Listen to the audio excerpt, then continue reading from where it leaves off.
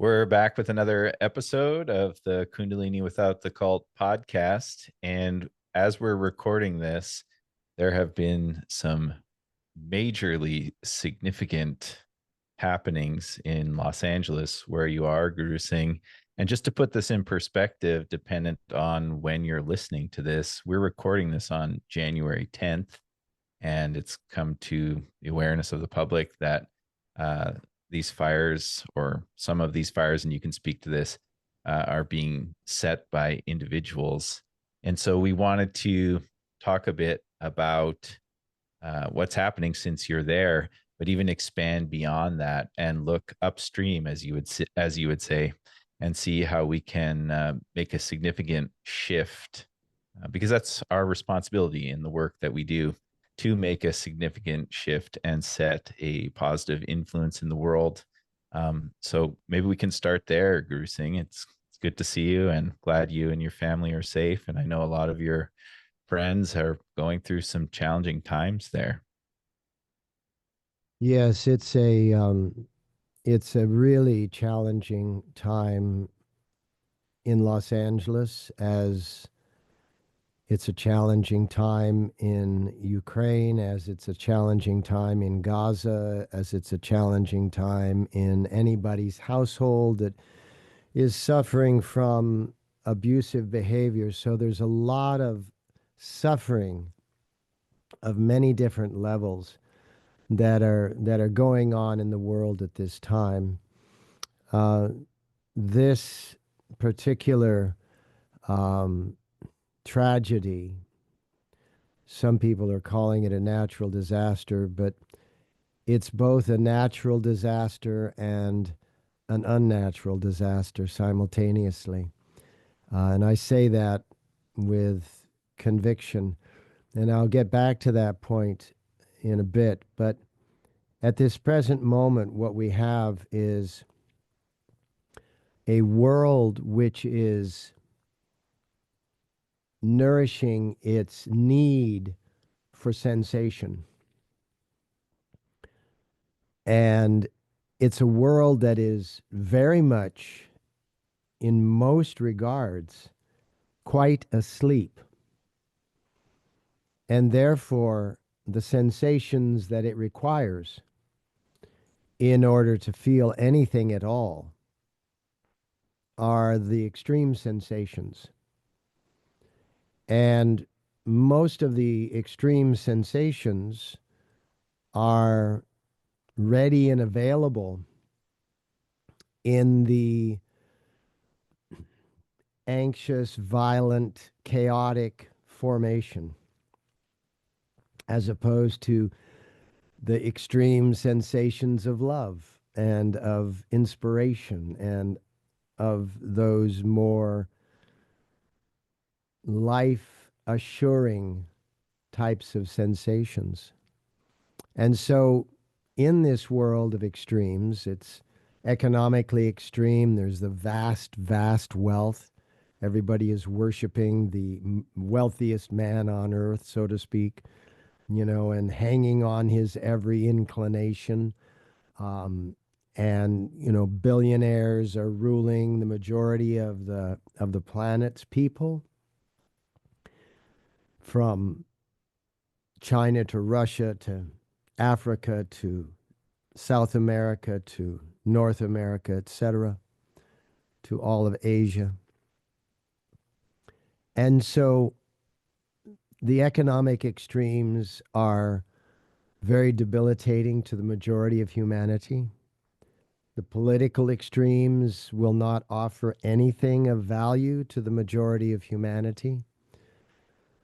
The religious extremes of fanaticism will not allow an awakening, so to speak, a spirit awakening to anyone on the planet, except for maybe a very few that find their own way in the midst of all of the rubble, so to speak. And on and on and on. The social media extremes, the sexual extreme, everything is just two-dimensionally one side against the other side. And it's being propagated by the lack of sensation. And the reason that I've opened up this sort of broader topic is from what you said at the introduction. They have arrested a person who was setting fires in the fifth location of the Los Angeles fires. There was the Palisades fire, then there was the Altadena fire, then there was the Sylmar fire, then there was the Hollywood Hills fire, and then the latest one is where they found somebody setting fires after the fire had started. This person was setting more fires. And that's the West Hills fire in the Ogura, Calabasas area of the greater Los Angeles. And so you think about what is the psychology of an arsonist, of a pyromaniac? What is the psychology of a megalomaniac? You know, one who is striving for great power. What is the psychology of a selfish billionaire? What is the psychology of a rapist, of a molester? What is the psychology of those who just want clicks and notifications on social media? This striving for this sensation that is so extreme that it becomes extremely detrimental to others. This is something that we need to address with a very long-range plan, because short-range fixes are not fixes at all. There is always going to be a reaction to the reaction, which is a re-reaction. So when you think, for example, medicines in the world of pharmacology, in many instances, not all the time, but in many instances, are chasing symptoms rather than root causes. And so by annihilating the symptoms, the root cause is still alive. And now the root cause has to produce other symptoms for it to be noticed, because the desire of every life form, including virus and bacteria, etc., is to be noticed, to be recognized, to be understood. It's whether it's a human or it's a virus, it all wants the same thing. And so if you've wiped out its ability to be noticed in one way, it's going to seek a different path. And that's known to the holistic medical community. And it's been known to the holistic medical community for hundreds of years and probably thousands. The medical intuitives have understood that you have to go down to the root cause. So my point is that we have to get down to the root cause of what puts onto this planet those circumstances which politically disempower people, economically disempower people, and literally disempower people by the fact that a fire is being set that gets an enormous amount of wind and turns into an inferno that takes out 10,000 structures, of which probably 7,000 or 8,000 of those are family homes. And that's what we have experienced in Los Angeles at this time. And over the last several months, beyond even a year, the people of Gaza have been experiencing this same thing, in which their homes are being destroyed and their lives are being displaced. And we have to get to the root cause, not the symptomatic cause. We have to get down to the root cause of what allows a human or a group of humans to permit such things of happening. And that is all contained within the emotional body. And the emotional body engages two brains that want to be related to, but in today's world, because we only educate the head brain, are rarely connected to and related to by the head brain. And what I'm talking about, the two brains I'm talking about, are the heart brain and the gut brain. And the heart brain is about effort to give and surrender to receive. And this comes directly back to the point of, are you receiving the sensation that you are desiring? Because if you're not receiving the sensation that you're desiring, it's just like listening to your music on an airplane. Because the sound of an airplane is so loud, you literally have to turn your music up to the maximum, which would be very deafening in a normal circumstance. But you put your earbuds in, and if they're not noise canceling earbuds, you've got the roar of the plane, and then you have to turn your music up to maximum in order to hear it.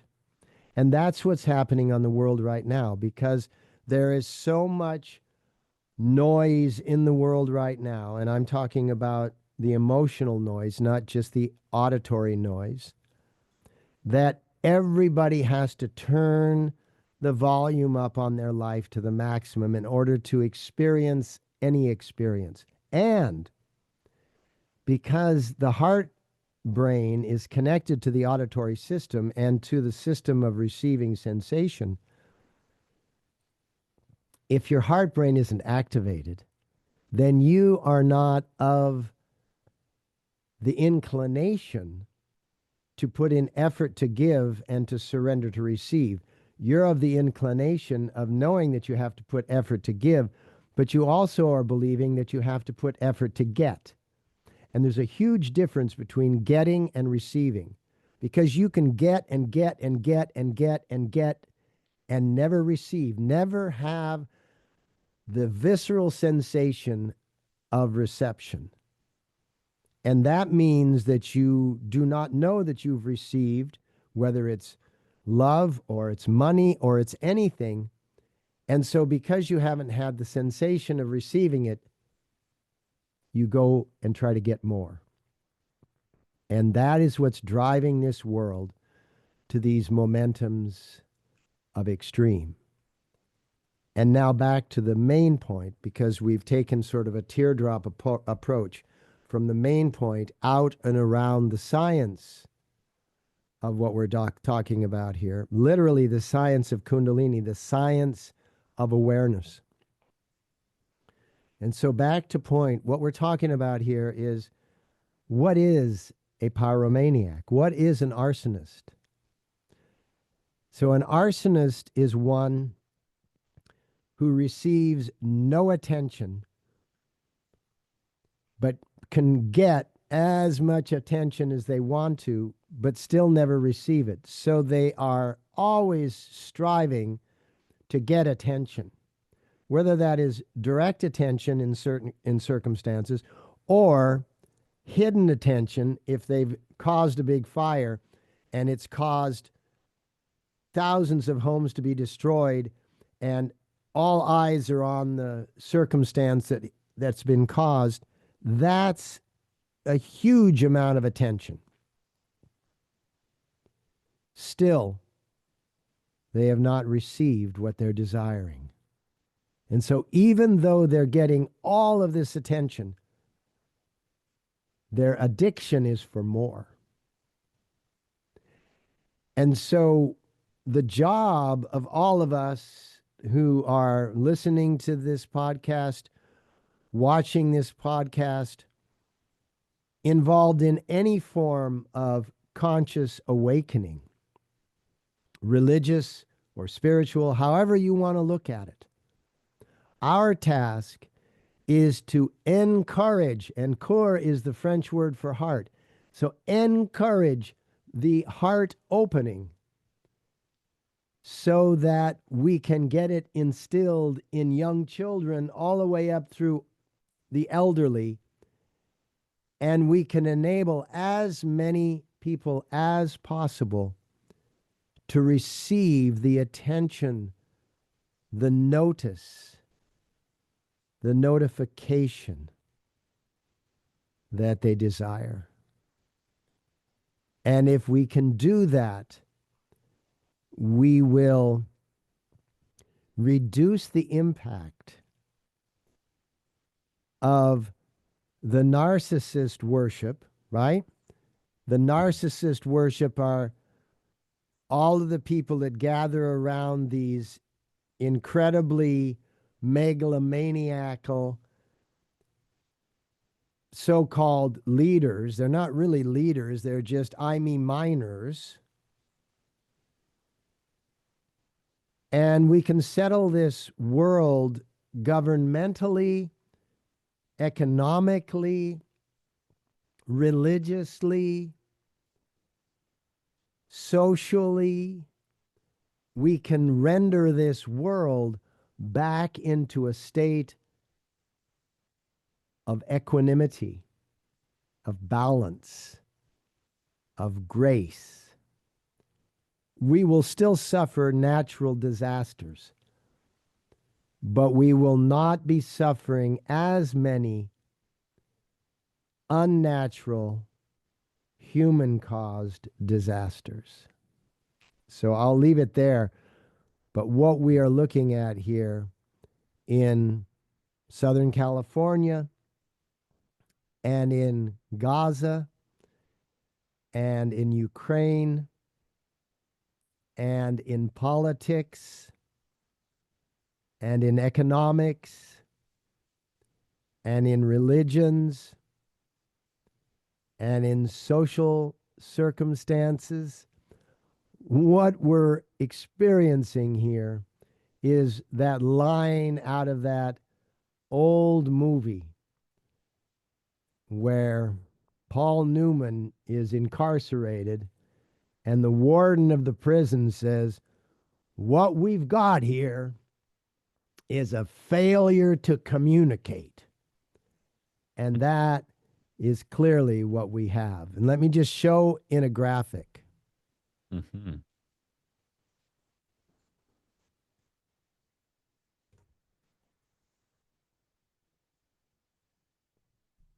So this is a graphic that depicts what is known as the wheel of emotions that rides on the wave of time, or the wheel of feelings, or the wheel of sensations that rides on the wave of time.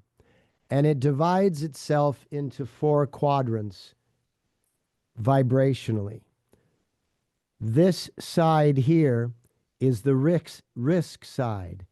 This side here is the safe side.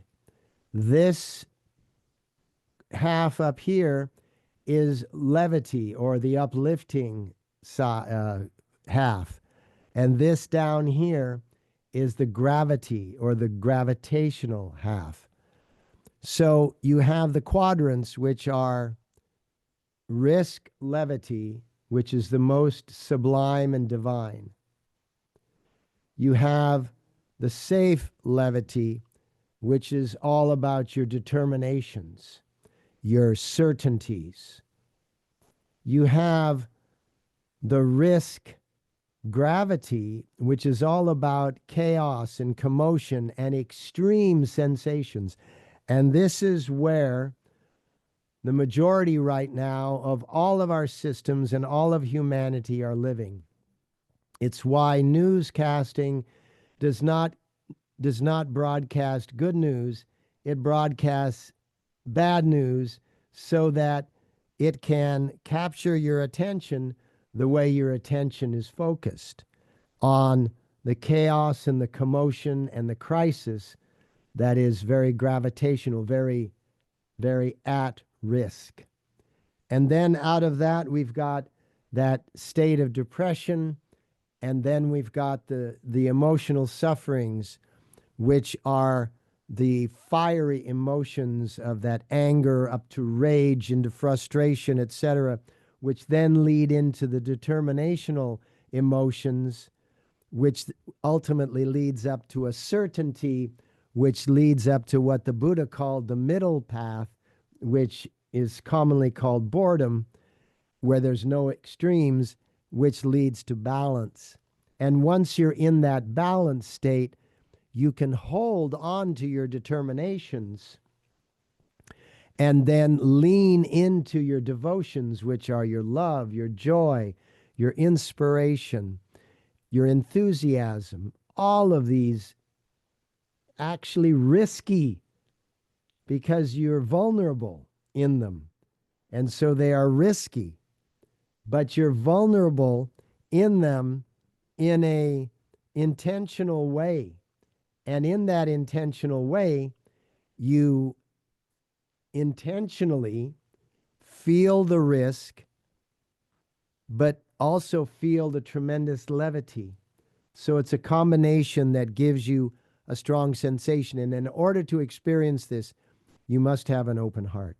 So our task is to get people to move on from here, because this is the disassembler. And this is where everything is disassembled, everything is in chaos. Look out at the world and you see that's the way things are. And it's been that way for so long that now the world, the earth, is actually rebelling against that. We have climate change. In other words, if the earth can't get us to wake up, I almost said it like I wanted to say it. And as a matter of fact, I just will this one time, or maybe I'll do it more than once. But if the earth can't get us to wake the fuck up, then we have to make ourselves available to deal with the consequences. And now I'll say it a different way, because I think YouTube has an algorithm that'll probably look through it, and if it hears that word, I don't know, is that true? Mm, we can do it. We can do it All right, we'll one do it way or the either. other. We'll do it Mhm. one way or the other. You don't have to edit this out. We can leave this conversation in. Make it more family like. I like it. But I include all of you in the watching and listening, in the viewing and listening audience, because we're all going through this cycle on an ongoing basis. This cycle operates at about 1,200 revolutions in 1/7 of a second. The ancients called it a blink of an eye. And the reason that they called it the blink of an eye was because that was one of the ways they could measure it. And now we've measured the blink of an eye, and it's 1/7 of a second. And so there's these 1,200 options in that revolution. So if you go 1,200 times 1/7 of a second, you end up with this enormous number of options per moment that you have, that you can actually, when you expand your awareness, make a choice in. You can choose to be in your emotional sufferings in order to get yourself out of the chaos. You can get into your anger. I do it often. I'll go to the beach or I'll go to the mountain and I'll just get angry on my own so that I can get my psycho-emotional system out of. There's an old system called Primal Scream. It's a definite good system of working out the details in your emotional body. And then you can come up into the determinations and eventually get to a point of balance so that you can enable yourself to lean into the devotions. And by the time you're up here, your brain waves are expanding. I could give a graphic, but I don't want to complexify this broadcast.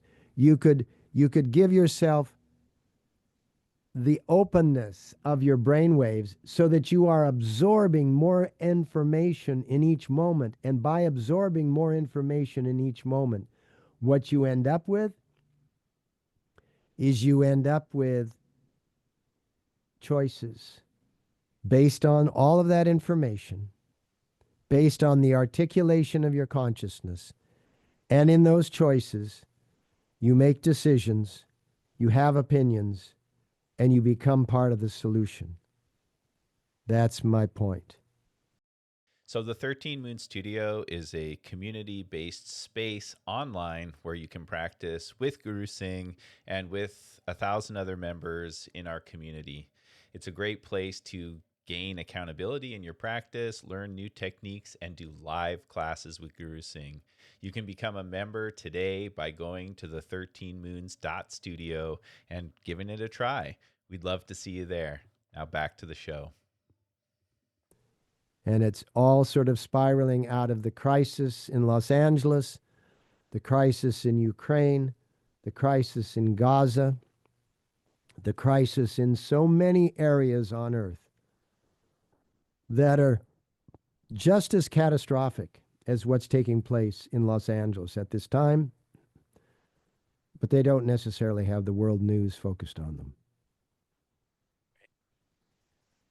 Would you say, like, with this cycle that you have there, because it's a choice, people get stuck in the gravity, risk, and commotions, and so they keep choosing that, and that's where you say extreme conditions ultimately wake people up? It's like you're in the muck down there and you keep choosing it, and so the conditions or the symptoms, to use the word that you used earlier, become more extreme in an attempt to shift your choice, something like that. Yes. Like, Yes, yeah, okay, because everything in the universe is focused on growth.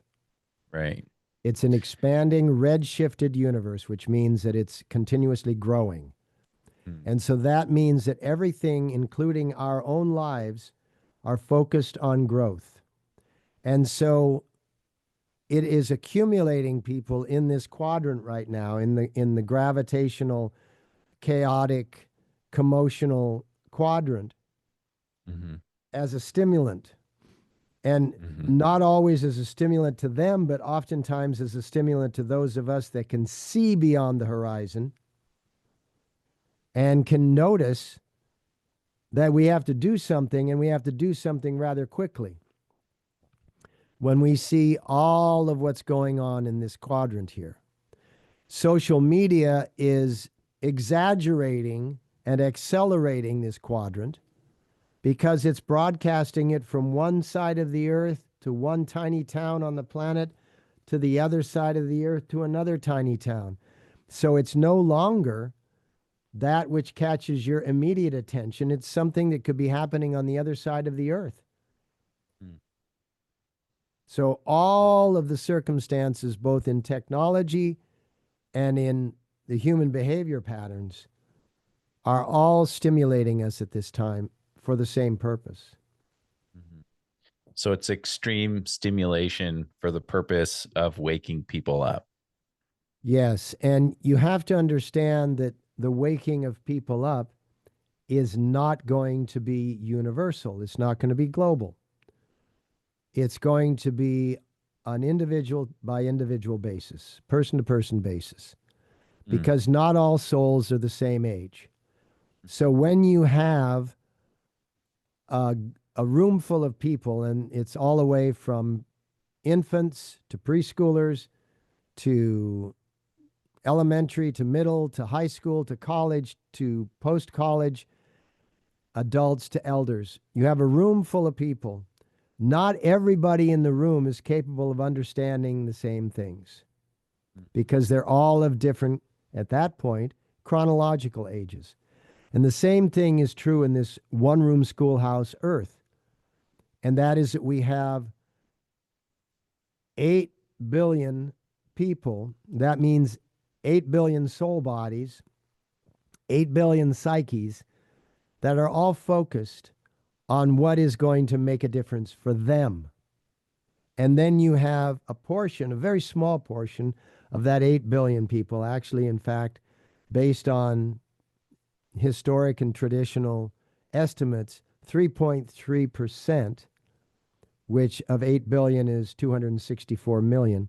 So out of that 8 billion people on the planet, you have 264 million people on the planet that are capable of understanding what we're just talking about. And it's their job, literally, to be the teachers in the one-room classroom, Earth,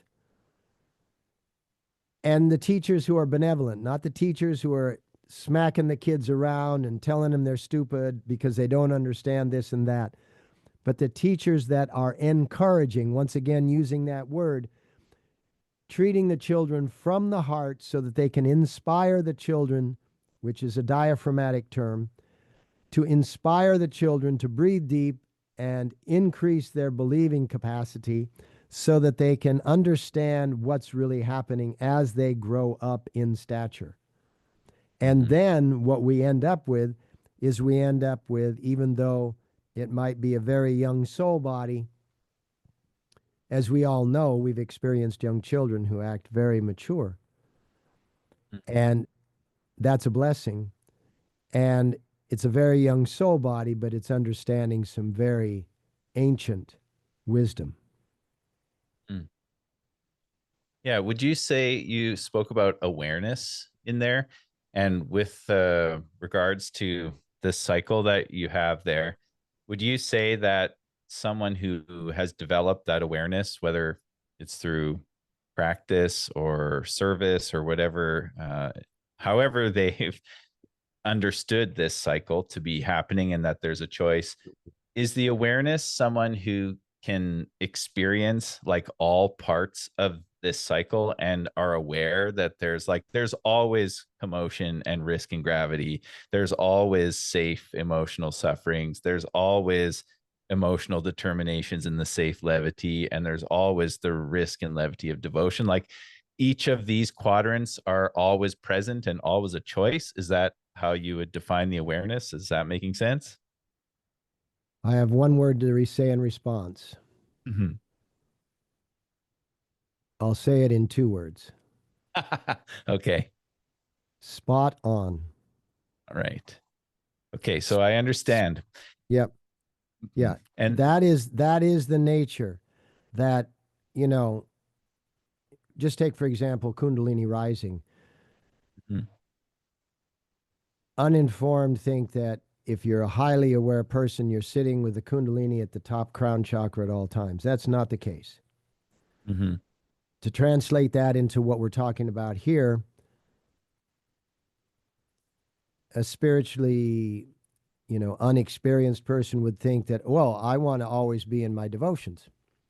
But that's like saying, as a carpenter, I always want to use my screwdriver, right? This is filled with tools, and the tools are meant for different jobs.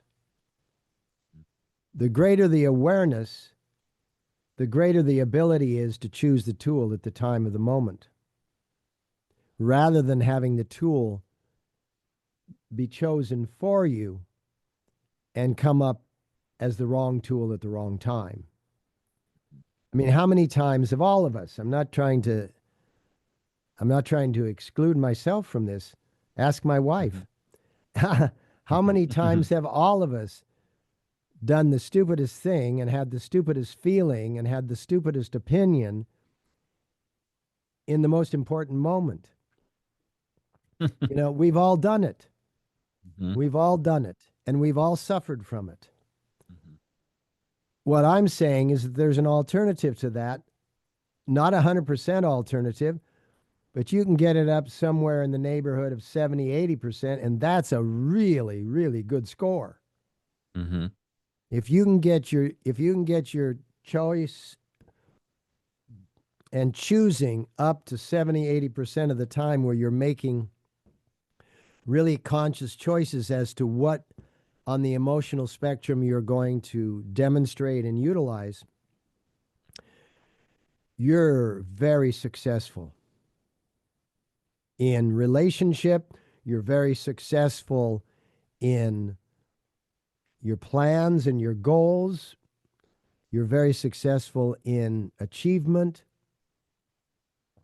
It's an incredibly beneficial condition to be in. So as you increase your awareness, you understand, when do I need to be in my commotional state?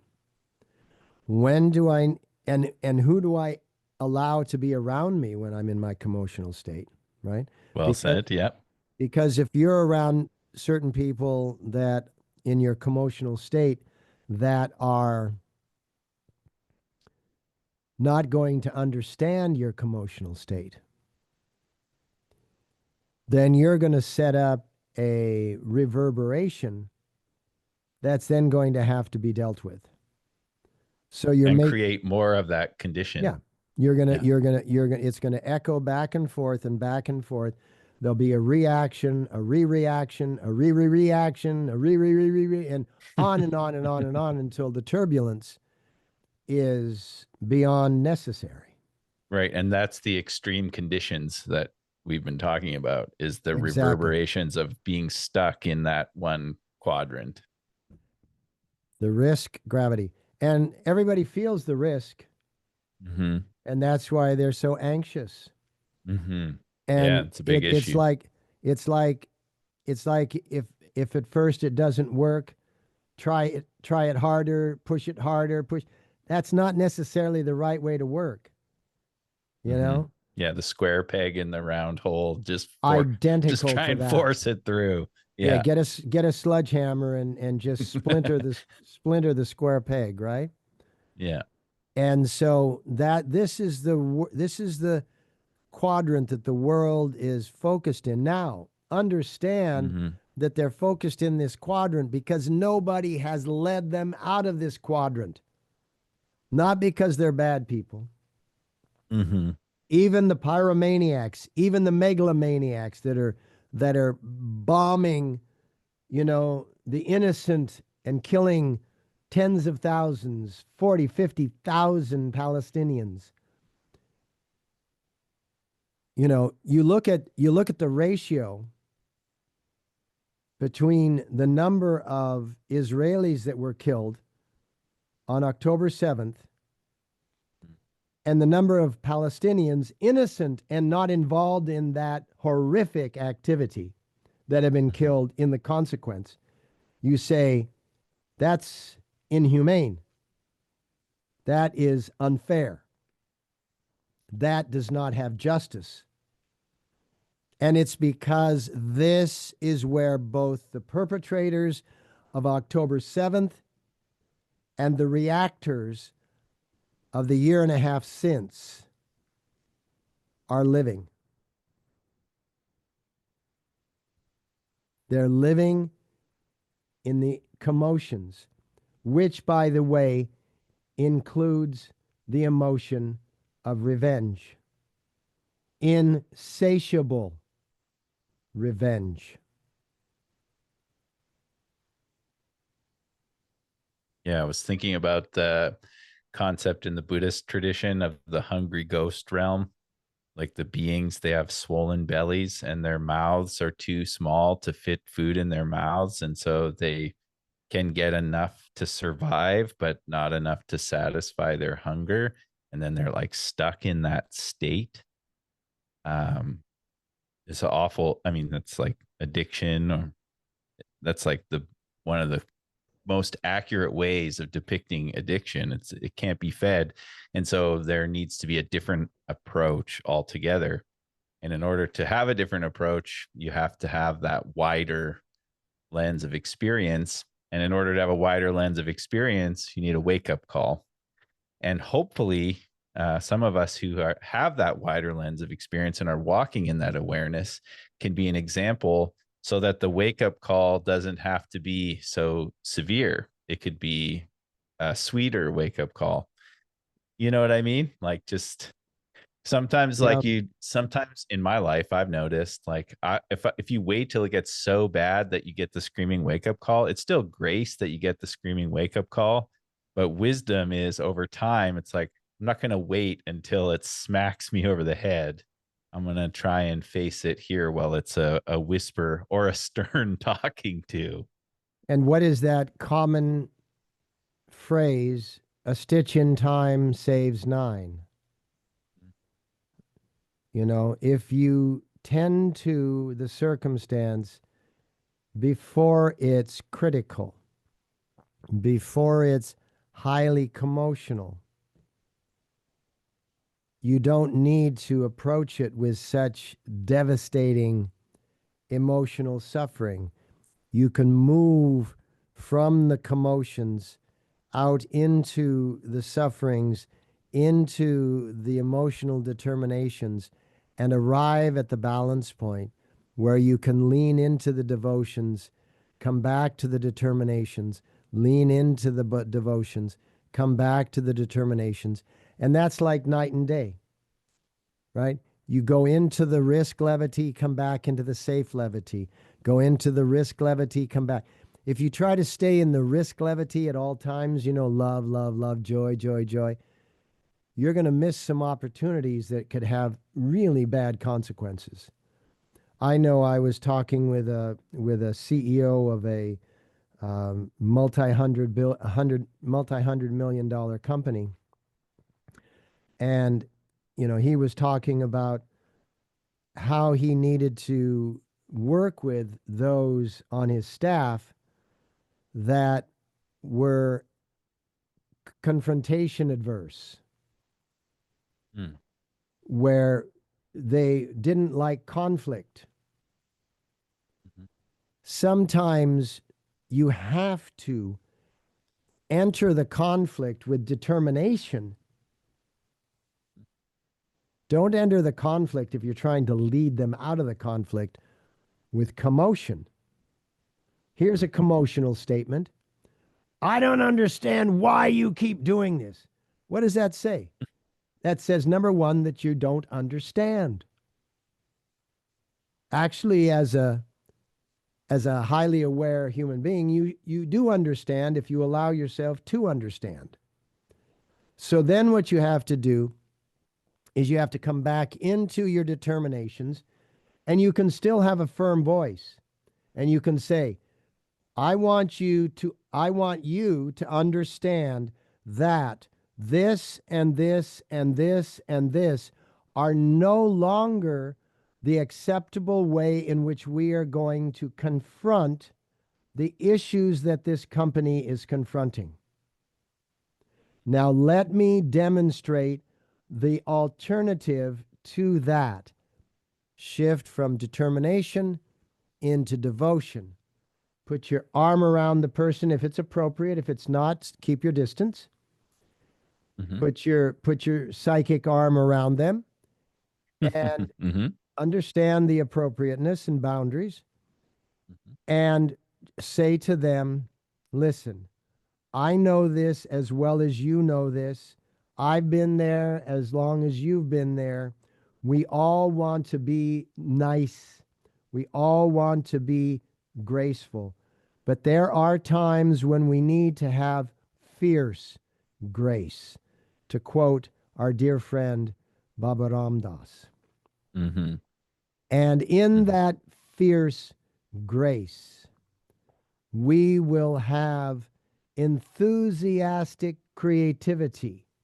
We will come up with the right wording as to how to address these issues respectfully but determinedly. Not in that laissez faire means thinking that kindness is in some way the more spiritually awakened way. It isn't. If you have a small child doing a dangerous thing, at that moment, there is no room for kindness. Yeah, right. You have to be direct. And that's a form of compassion.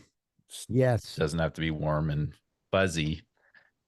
There's like a Motown song or something where they say, don't misinterpret my kindness for weakness. right. Something I can't And remember by the the song, but and no, and by the way, the kindness weakness syndrome is one of the things that is so much at play in the world today, mhm, because those who are fanatically adhering to the commotional risk quadrant think of kindness as weakness, mhm, think of being nice or being fair as being unrealistic, mhm, and therefore don't entertain or appreciate you and I, who may be as intentional with the same direction as they are, but just again, there's a failure to communicate. And so, in those moments, that's when you would come back into your emotional determinations. You might even come into a bit of the emotional determinations, which is just raw anger, prior to you in housing it in the engine of your determination. And in that way, in a very, very clear and firm way, you're saying to those who are here that this is not about being nice, this is about being real. And the reality of life is that we are all living on the same earth. We are all breathing the same air. We are all drinking the same water. We are all feeling the same feelings. And you cannot do these things that cause so much suffering because of unreal and unrealistic reasons that are a fabrication of some disconnected and disjointed story. distorted reality. Yeah. Like immigrants are coming to steal our countries, Mhm. happening in Europe, happening in America. You know, immigrants are looking for the same thing that everyone's looking for, and that is a place that is safe. Yeah, everybody wants to be happy. Everybody wants to be free. Yeah. Yeah.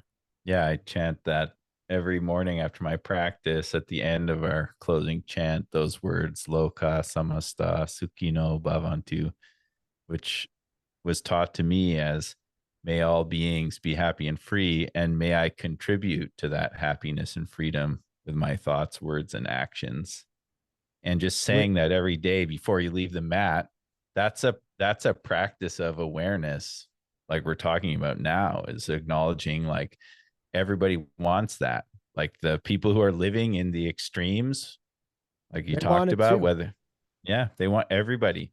And it's important to remember that. And then in remembering that, you are have the awareness where you're able to recognize what connects us as opposed to what separates us. And then if you don't get into that, you get caught up in the othering, right? It's like Which is head those brain, people or which is yeah. head brain, which is two dimensional, us and them, Yeah. right and wrong, good and bad.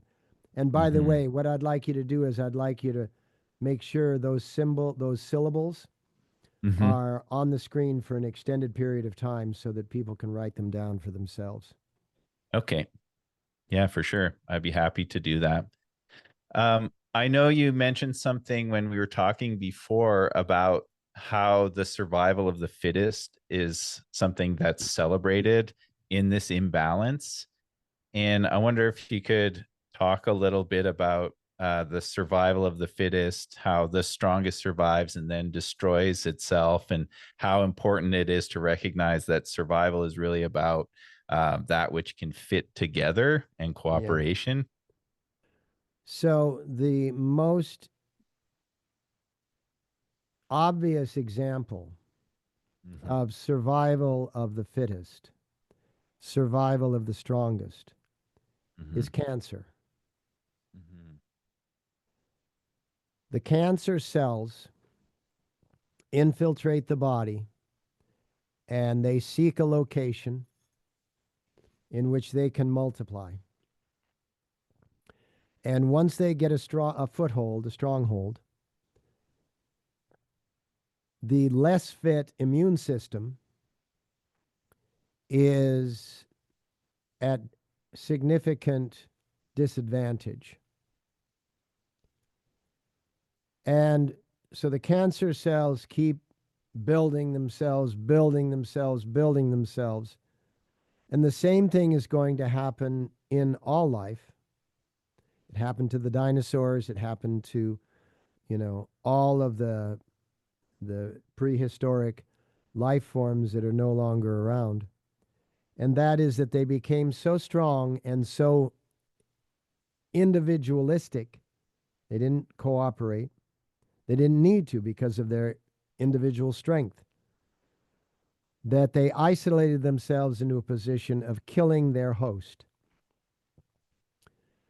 And whether that host death was caused by a catastrophic event, some are claiming that, a meteorite or a meteor strike killed off the dinosaurs. Well, it didn't kill off all life. It killed off that life which was the most obvious life, which needed the most to survive because it had become so enormous and so overpowering that it did not have the ability to reduce its intake. So think about the world right now. The world right now is going through a second or third or fourth, whatever it is, dinosauric age, where you have this extreme imbalance between the reptilian attitude, the dinosaur attitude, the reptilian brain, which is that I, me, mine brain, the reticular formation, medulla in the pons, which is all about self survival and self interest, and the rest of the brain, which is about sharing and caring. And then you look at the old growth forest, which is all about sharing and caring. And if it wasn't for the human intervention and the consumption of wood products, the old growth forests were the most divinely balanced mental, emotional, and physical system on the planet, and have lived as they are for over 300 million years in this particular revolution of life on planet Earth. I'm not saying that they didn't live before, because planet Earth is much older than anybody suspects. It's just that it's gone through those cycles where the tectonic plates have shifted to the degree that there's no evidence of previous civilization, no evidence of previous circumstances of life. But the old growth forest is absolute perfection. Its banking system charges no interest and is only here to serve the needs of the future.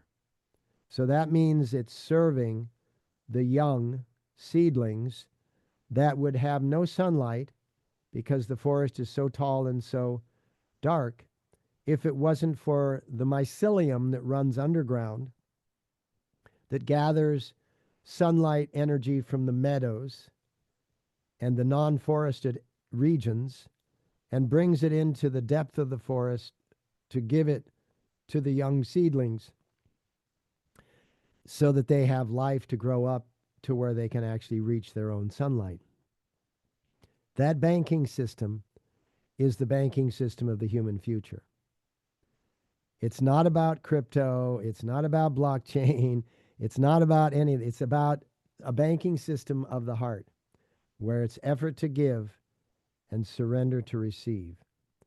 And once human beings begin to experience the experience of true reception, true receiving, there will be no need for stockpiling enormous, overfill. There won't be these vast accumulations of wealth in tiny pockets, with the majority of humanity barely able to make it from one day to the next. Yeah, and these conditions that we're experiencing, the language that you used earlier is a stimulation, and that stimulation is a reminder to return to the heart, which is the giving and receiving that you're talking about. And if you don't heed to the call, and you continue to participate in that imbalanced state, even if you appear to be strong and are celebrated by others who want the same thing maybe as you, eventually you're going to devour itself. Or you had mentioned that kind of exclusivity, using the language of exclusivity, you hold yourself above everyone, but eventually you're going to wipe yourself out, or it's going to kill the host, essentially. And Yeah, then it's that's what the happens is yeah. you devour the host, and therefore Mhm. you can no longer survive. Right. And then the inclusivity, which is what you're talking about with the heart, which gives and receives, could eventually heal the whole. And that's the relationship of the forest that you're talking about. That's the reciprocity. That That's is the all survive. beings working together. Yeah, and that is what you were talking about, the survival of that which fits together. Hmm.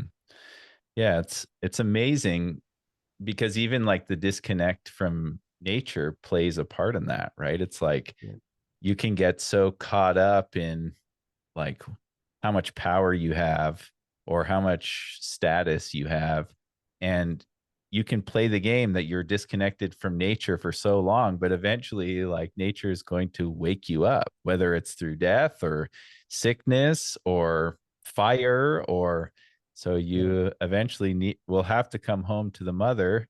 And it's up to those of us who are doing work like we're doing that in 13 moons or in our daily practices, to be an example of what it means to become receptive and to reconnect with nature and to reconnect with community.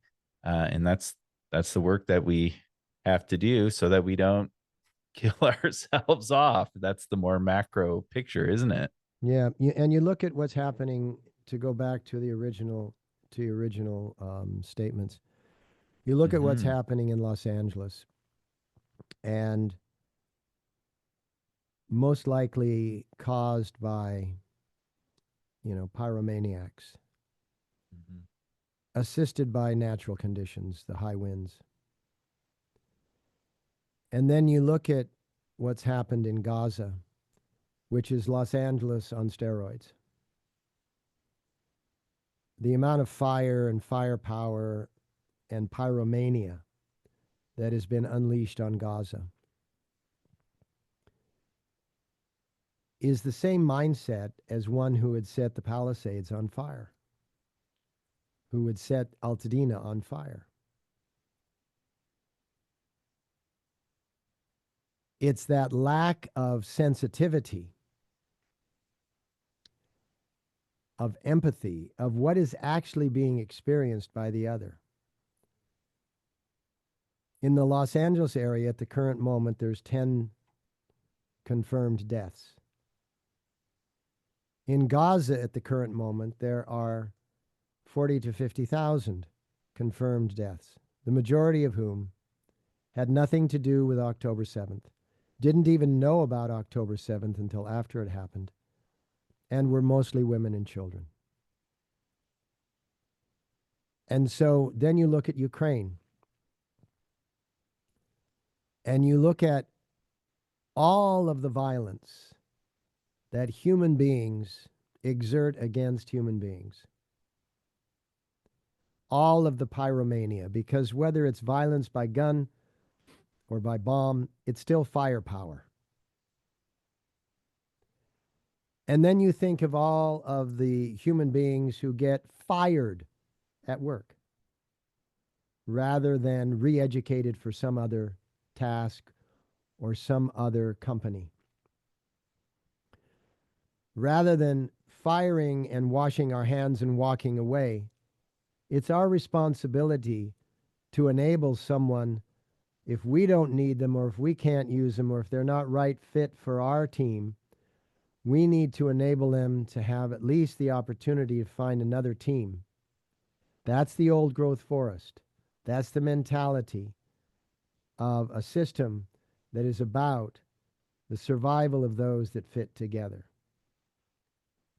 And the way that we work with that is by expanding our awareness to such a degree that we understand what goes around comes around, and what someone else is feeling, we have to sensitize ourselves to the degree that we feel it too. So when someone else is feeling the anguish of what we have caused, we need to experience that anguish tenfold so that we'll know not to apply it again. And if enough of us can be of that psycho-emotional behavior with the gut brain, heart brain, and head brain all working in concert, if enough of us on earth can be of that nature, then eventually we will have a planet that is brimming with peace and is, in fact, a safe place for us to raise children, for us to achieve our success, for us to make plans, have dreams, and be really alive in our aliveness. Yeah. And to achieve our ultimate universal heart's desire, which is to be happy and free. Amen to that. I love it. Well, we can continue this conversation in a future episode because this is a bigger issue than an hour-long podcast, but I definitely learned a lot from your visual there. So thanks for contributing that to the conversation. And thanks everybody for tuning in and listening to the show. Please share it with your friends and family if it means something to you. We would really appreciate it. Rate it and review it wherever you're listening to it, and even engage in the comments. It's been really cool to see how much conversation, especially on YouTube, there's been with these shows. And I read the comments. So if you have questions and that kind of thing, put them in the comments and we can make it a part of our show. And subscribe. Yes, definitely subscribe to it. And we'll be back for another episode. We're going to put out one per week. That's our intent here moving into 2025. So it's unfortunate in some ways that, it took a harsh circumstance to be a stimulus. But as you mentioned today, when we looked at your graphic, that's how it works. Sometimes it's a harsh stimulus that wakes us up to do the work, to reconnect with the heart, and to be of service in this world. So grateful for the opportunity. Thanks, Guru Singh. God bless. Thank you. And thanks to everyone for watching and listening. And we'll see you next time. Bless you. Sat Nam.